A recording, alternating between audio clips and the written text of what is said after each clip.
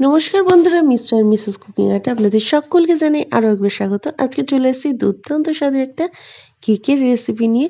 কোনো রকম ময়দা বা কোনো রকম ঝামেলা ছাড়াই আজকে বানিয়ে নেব খুব সহজ উপকরণে একটা দুর্দান্ত স্বাদের কেকের রেসিপি নিয়ে। হ্যাঁ, এখন শীতকাল পড়তেই আমরা কিন্তু কেক কিন্তু অনেক রকম বানিয়ে থাকি, আর এই রকম কেক কিন্তু বাড়িতে খুব সহজেই বানিয়ে নেওয়া যায়, আর টেস্টটাও হয় অসাধারণ। অবশ্যই একবার ট্রাই করে দেখুন, আশা করছি খুব ভালো লাগবে আজকের এই কেকের রেসিপিটা।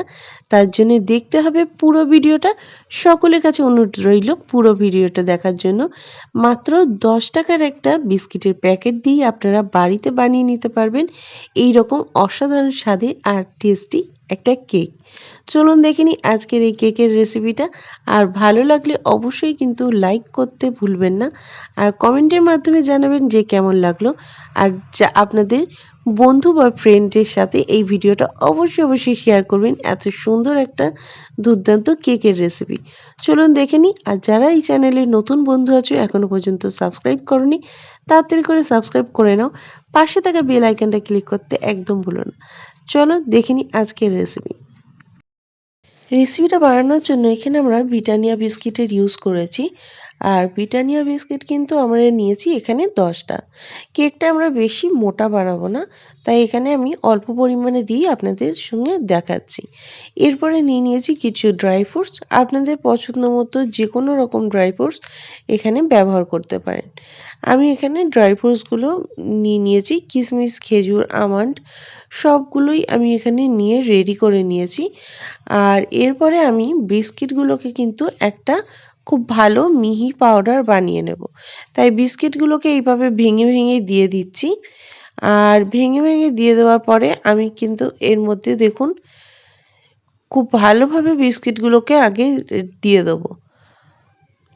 বিস্কিটগুলোকে দেওয়ার পর এখানে নিয়েছি বড় এলাচ। বড় এলাচের দানা আমরা এখানে ব্যবহার করেছি।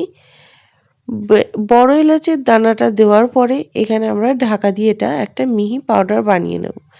বড় এলাচের দানাটা দিলে এর একটা ফ্লেভারটা খুব সুন্দর আসে। তো আমরা এটাকে দেখুন পুরো মিহি একটা পাউডার বানিয়ে নিয়েছি। আর এরপরে এটাকে আমরা একটা পাত্রের মধ্যে নিয়ে নেব। আর পাউডারটা কিন্তু এরকম মিহি হতে হবে, কোনো রকম এর মধ্যে বিস্কিটের বড় অংশ যেন না থাকে। এরপরে আমরা একটা পাত্রের মধ্যে সেই পাউডারটা নিয়ে নিচ্ছি। সমস্ত বিস্কিটের গুঁড়োগুলোই আমরা এখানে নিয়ে নিচ্ছি। আর নিয়ে নেওয়ার পরে আমি এখানে ব্যবহার করব বিস্কিটের কেক বানানোর জন্য কিছু উপকরণ। সেগুলো আমরা এর মধ্যে এক এক করে আগে মিশিয়ে দেব। এর মধ্যে আমরা বিস্কিটের গুঁড়োর মধ্যে মিশিয়ে দিচ্ছি। প্রথমেই আমরা এর মধ্যে দিয়ে দেব বেকিং সোডা। আর বেকিং সোডাটাকে দেওয়ার পরে আমরা এর মধ্যে দিয়ে দিচ্ছি বেকিং পাউডার। বেকিং পাউডার আর বেকিং সোডা এখানে আমি ব্যবহার করেছি। আর এরপরে এটাকে খুব ভালো করে মিশিয়ে নিতে হবে। খুব সামান্য উপকরণ দিয়ে কিন্তু এই কেকটা বাড়িতে আপনারা সহজেই বানিয়ে নিতে পারবেন, একদম কোনো রকম ময়দা বা কিছু ছাড়াই। খুব সহজেই এই বিস্কিটের কেকটা আপনারা খুব তাড়াতাড়ি বানিয়ে নিতে পারবেন। আর এটাকে দেওয়ার পরে দেখুন এটাকে ভালো করে আমরা মিশিয়ে দেবো। মিশিয়ে দেওয়ার পরে আমি এখানে কোনো রকম চিনির ব্যবহার করছি না। কেকটা যখন বানাচ্ছি আমরা এখানে চিনির ব্যবহার করিনি, কারণ বিস্কিটটা অলরেডি মিষ্টি হয়। তাই এখানে যেহেতু আমি বিস্কিট ব্যবহার করেছি সেটাতে একটা মিষ্টি থাকেই। আর এর মধ্যে আমি ব্যবহার করছি স্ট্রবেরি সিরাপ। এখানে আপনারা স্ট্রবেরি সিরাপের জায়গায় চকলেট সিরাপও ব্যবহার করতে পারেন, বা চকলেট কিন্তু মেল্ট করেও এখানে ব্যবহার করতে পারেন। যদি না হয় তাহলে কিন্তু নর্মাল বানাতে পারেন, কোনো অসুবিধা নেই। এখানে আমি এটাকে ভালো করে মিশিয়ে দেওয়ার পরে এখানে দিয়ে দিচ্ছি বেশ কিছুটা পরিমাণে স্ট্রবেরি সিরাপ। স্ট্রবেরি সিরাপটাকে দেওয়ার পরে দেখবেন কেকের কালারটা একদম অন্যরকম চলে আসবে, আর কেক কিন্তু খুব সুন্দর একটা গ্লজিনেসও আসবে। একটু হালকা রেডিশ টাইপের আমরা কেকটাকে বানিয়ে নেব। এরপরে আমরা এখানে দিয়ে দিচ্ছি দুধ। এখানে রুম টেম্পারেচারে থাকা দুধ ব্যবহার করেছি। আর দুধটাকে দেওয়ার পরে আমরা অল্প অল্প করে এর মধ্যে ব্যবহার করব। একসাথে কখনোই সব দুধটা ঢেলে দেবেন না, তাহলে দুধটা কিন্তু একসাথে ঢেলে দিলে পাতলা হয়ে যাবে ব্যাটারটা। হ্যান্ড বিটারের সাহায্যে আমরা খুব ভালো করে মিশিয়ে নিচ্ছি। মিশিয়ে নেওয়ার পরে দেখুন এই ব্যাটারটা বেশি পাতলা করা যাবে না, বেশি পাতলা বা বেশি ঘন বানানো যাবে না, মিডিয়াম ব্যাটার এখানে আমরা একটা রেডি করব। আর এখানে আমি ব্যাটারটাকে রেডি করার পরে এর মধ্যে দিয়ে দিচ্ছি কিছু ড্রাই ফ্রুটস। দিয়ে দিলাম এখানে খেজুর, আর খেজুর, কিশমিশ, আমন্ড সমস্ত কিছু এখানে আমি ড্রাই ফ্রুটসগুলোকে দিয়ে দিচ্ছি। আর এটা কিন্তু আপনাদের পছন্দ মতো অবশ্যই বানাতে পারেন, যে কোনো ড্রাই ফ্রুটস দিয়েই বানাতে পারেন। আর এইভাবে বানালে এর স্বাদটা কিন্তু একদম যে ফ্রুটস কেকগুলো হয় তার থেকেও কিন্তু দুর্দান্ত হবে। এইভাবে আমরা এটাকে মিশিয়ে দেওয়ার পরে ড্রাই ফ্রুটসগুলোকে দিয়ে এর মধ্যে আমরা দিয়ে দিচ্ছি 2 চামচ পরিমাণে সাদা তেল। যে কোনো এখানে ভেজিটেবল অয়েল ব্যবহার করতে পারেন, আর এর মধ্যে আপনারা বাটারও ব্যবহার করতে পারেন। দেওয়ার পরে এটাকে ভালো করে মেল্ট করে দিচ্ছি। আর যেহেতু আমি খুব অল্প পরিমাণে বানাচ্ছি তাই এখানে আমি 2 চামচ সাদা তেল ব্যবহার করেছি। দেওয়ার পরে এটাকে ভালো করে আমরা নাড়িয়ে নিচ্ছি। ভালো করে এটাকে মিশিয়ে দেওয়ার পরে আমরা কিন্তু এটাকে রেডি করে নেব। আর কেকটাকে রেডি করার জন্য এখানে আমি নিয়ে নিয়েছি একটা কেক টিন। কেক টিনটাকে আগে থেকে আমি তেল মাখিয়ে এটার মধ্যে সামান্য একটু ময়দা চারিদিকে ছড়িয়ে দিয়েছিলাম। আর দেওয়ার পরে এটাকে রেখে দিয়েছি। আগেই কেক টিনটা রেডি করে রেখে দেবেন, কারণ এটা বেশিক্ষণ রাখার একদমই প্রয়োজন নেই। এরপরে এটাকে আমরা দিয়ে দিয়েছি ব্যাটারটাকে। আর কেকটা আমি একটু পাতলাই বানাবো।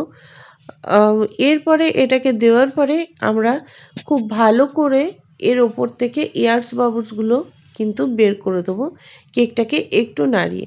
আর দিয়ে দেবো ওপর থেকে কিছুটা পরিমাণে ড্রাই ফ্রুটস। আপনাদের পছন্দ মতো আপনারা ড্রাই ফ্রুটস এখানে যে কোনো ব্যবহার করতে পারেন। ড্রাই ফ্রুটসগুলোকে এখানে আমরা খুব ভালোভাবে সাজিয়ে দিচ্ছি। আর এই কেকটা কিন্তু ফ্রুটস কেকের থেকে কিন্তু কোনো অংশে কম না, তার থেকেও কিন্তু খুব ভালো টেস্ট আসবে।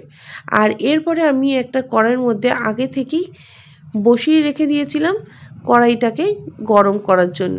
আর একটা স্ট্যান্ড দিয়ে আমি কেক টিনটাকে খুব ভালোভাবে বসিয়ে নিয়েছি। আর বসিয়ে নেওয়ার পরে এখানে 40 মিনিট মতো আমরা অপেক্ষা করব কেকটাকে হওয়ার জন্য। আর এই ঢাকনার ওপরের যে ছিদ্রটা সেটা কিন্তু আমরা একটা কাগজ দিয়ে বন্ধ করে দিয়েছি। দেওয়ার পরে এটাকে খুব ভালোভাবে হতে দেবো। আর কেকটা যতক্ষণে হচ্ছে ততক্ষণে কিন্তু আমরা এখানে কিছুক্ষণ আমাদের অপেক্ষা করতে হবে। কেকটা দেখতেই পাচ্ছেন খুব সুন্দরভাবে ফুলে উঠছে।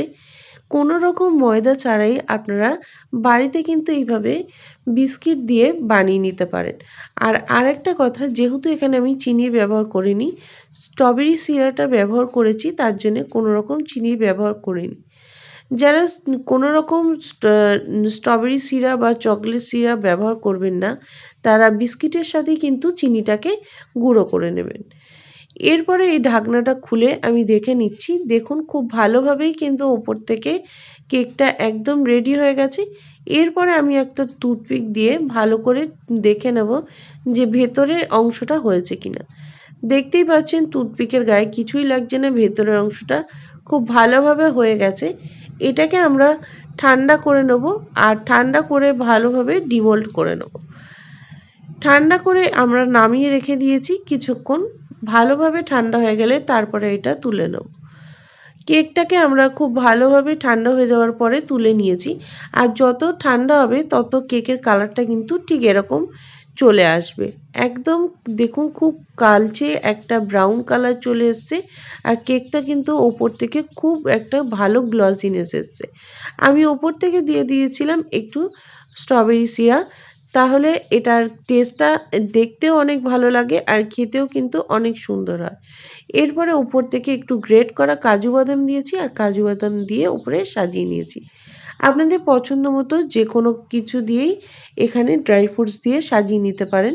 তাহলে খুব চটজলদি রেডি হয়ে গেল এই রকম বিস্কিটের কেক। বাড়িতে থাকা সামান্য 10 টাকার বিস্কিটের প্যাকেট দিয়ে কিন্তু আপনারা বানিয়ে নিতে পারেন এই রকম অসাধারণ স্বাদের কেক। দেখুন কেকটা কেটে আমি দেখিয়ে দিচ্ছি। কেকটা সাইড থেকে দেখেই বুঝতে পারছেন ভেতরটা কতটা স্পঞ্জি হয়েছে আর জালি জালি ভাবটা কত সুন্দর হয়েছে। এরপরে এটা অবশ্যই বাড়িতে আপনাদের টেস্ট করে দেখতে হবে আর বানিয়েও দেখুন যে কেমন লাগলো। আর যারা ভিডিওটা এতক্ষণ ধরে দেখছেন তাদেরকে অসংখ্য ধন্যবাদ। অবশ্যই বাড়িতে ট্রাই করে কমেন্টের মাধ্যমে জানাতে ভুলবেন না। যারা নতুন বন্ধু আছো এখনো পর্যন্ত আমার চ্যানেলটাকে সাবস্ক্রাইব করোনি, তাড়াতাড়ি করে সাবস্ক্রাইব করে নাও। পাশে থাকা বেল আইকনটা ক্লিক করতে একদম ভুলো না। আর এই সামান্য উপকরণ দিয়ে কেকের রেসিপিটা কেমন লাগলো অবশ্যই কিন্তু জানাতে ভুলো না কমেন্টের মাধ্যমে। আজকের মতো রেসিপি এই পর্যন্তই। আবারও ফিরে আসবো নতুন কোনো রেসিপি নিয়ে।